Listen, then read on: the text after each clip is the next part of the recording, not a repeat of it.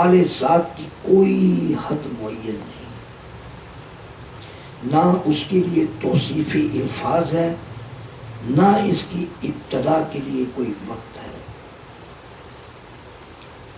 جسے شمار میں لایا جا سکے، نہ اس کی کوئی مدت ہے جو کہیں پر ختم ہو جائے۔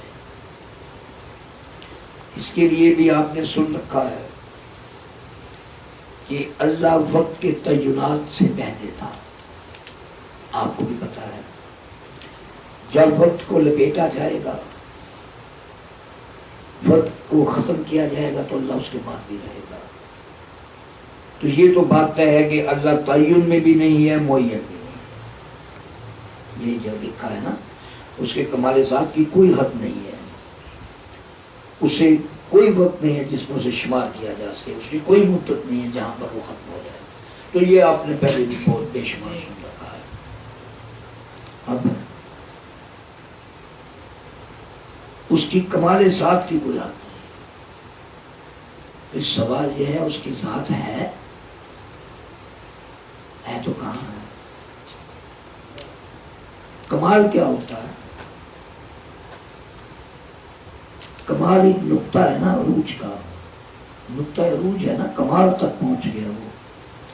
یعنی یہ کہا جا رہا ہے کہ اس کی کمال حد کی کوئی نگاہ حد نہیں ہے، وہ کتنا بلند ہے، کتنا برتر ہے، اس کی کوئی حد نہیں ہے۔ یعنی کمال ذات، یعنی اس کی ذات کتنی بلند ہے، اس کی کوئی حد نہیں ہے۔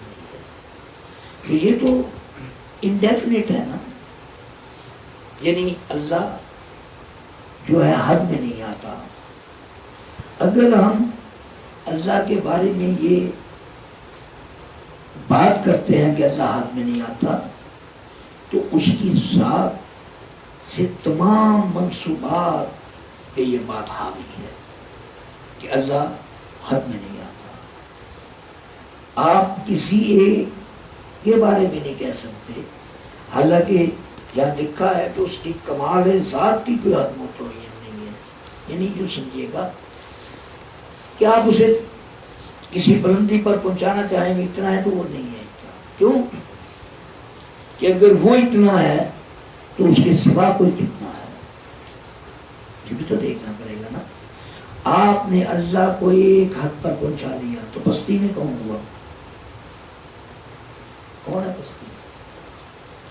اگر آپ نے اسے کمال کی حد تک پہنچا دیا تو پستی میں کسی اور کو رکھا تھا۔ اگر آپ نے پستی میں کسی اور کو رکھا تو آپ نے اس کے کمال ذات میں شریک بنا دیا۔ آپ نے کمال ذات میں اگر شریک پیدا کر دیا تو تم نے تو شرک کیا، تم خدا کو کیا پہچاننا ہے؟ تم تو اس کا شریک پیدا کر رہے ہو نا۔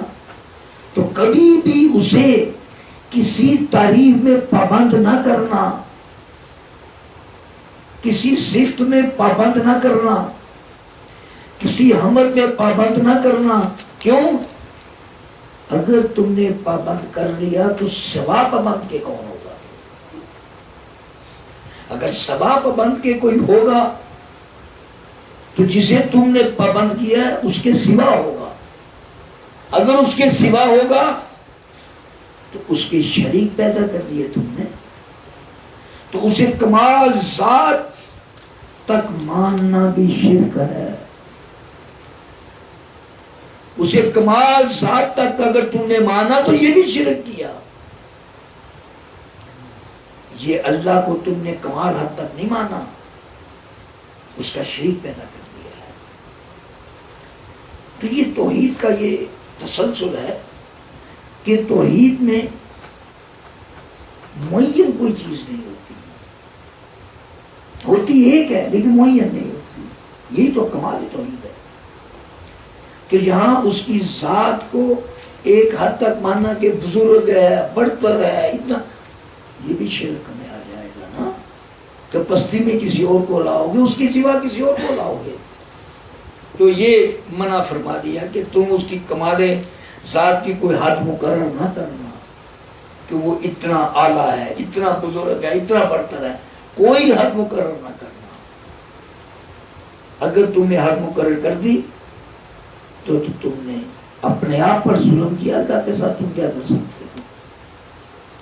تم نے خود ہی اپنے ہاتھوں غفلت کا لباس پہن لیا. اب غفلت کی لباس سے آپ اگر باہر نہیں آئیں گے تو حقائق کی دنیا آپ سے روٹھی رہے گی.